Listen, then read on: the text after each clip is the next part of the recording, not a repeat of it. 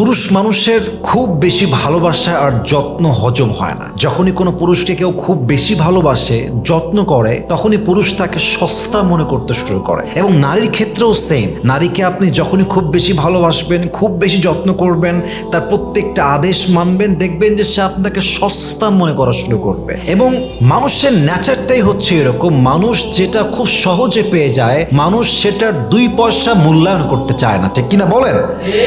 लेकिन सच बात यह है मेरे दोस्त, जब कोई आपसे मोहब्बत करता है, इसका मतलब ये नहीं है कि वो मजबूर है। इसका मतलब ये है कि वो आपको सच्चे दिल से मोहब्बत करता है। जब कोई आपकी केयर करता है ना, इसका मतलब ये नहीं है कि वो मजबूर है। इसका मतलब ये है कि वो आपके साथ पूरी जिंदगी गुजारना चाहता है। ব্যাপারটা হচ্ছে কেউ আপনাকে ভালোবাসলেই তাকে সস্তা ভাববেন না, কেউ আপনাকে যত্ন করলেই তাকে আপনি বাধ্য ভাববেন না। বরং যেই মানুষ ভালোবাসাকে সস্তা মনে করে, কারো যত্নকে অবহেলা করে, আসলে ভালোবাসা কিংবা যত্ন সস্তা নয়, বরং সেই মানুষটার ব্যক্তিত্ব এবং চিন্তা হচ্ছে সস্তা, ঠিক কিনা বলেন?